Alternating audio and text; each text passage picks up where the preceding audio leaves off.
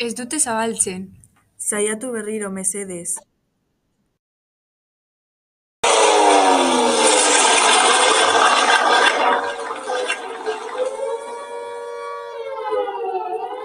Zer gertatzen zaio? Ez daki. Rebeka.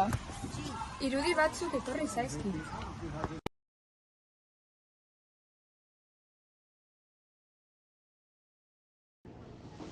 He llegado con las tropas vascas hasta el límite de Euskadi. He permanecido entre ellas, admirando el temple de nuestro pueblo, cuyo espíritu no será jamás vencido. Y antes de salir de Euskadi, protesto en su nombre ante el mundo del despojo que con los vascos se verifica en pleno siglo XX, privándonos de nuestra patria, a la que tenemos derecho por ser nuestra y porque la amamos entrañablemente.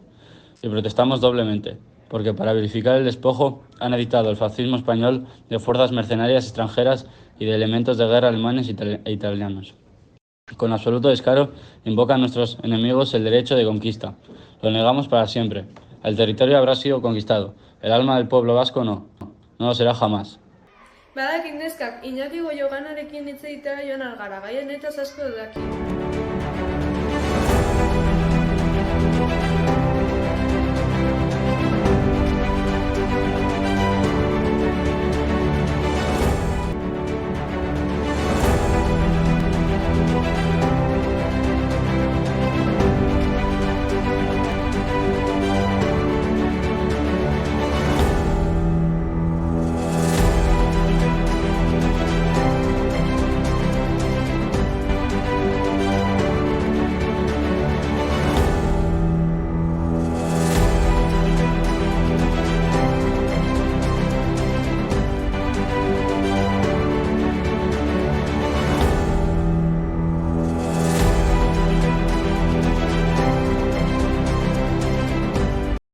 Zer da zehazki truziozko manifestua eta zergatik da garrantzitsua Euskal Herriko historiarako?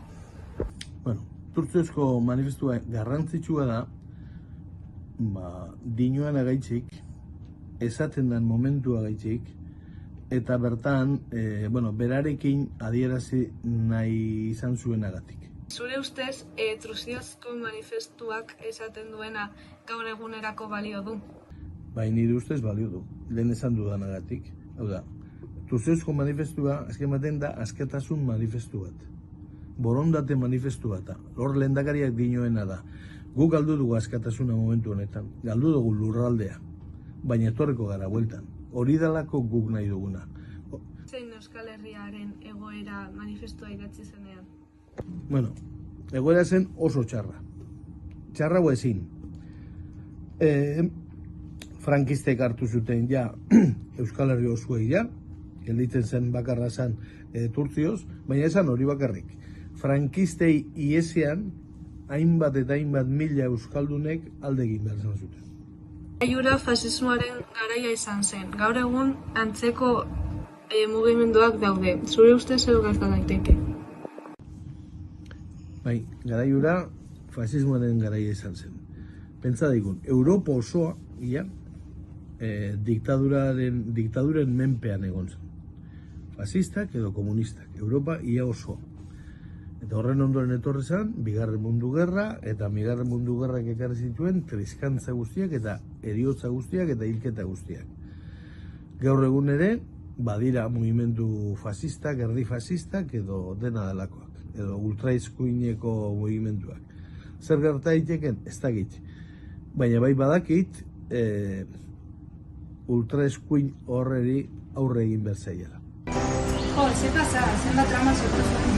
Eta gero lehendakari eta Eusko Jaurlaritzak lortzea oso garrantzitsua izan zen.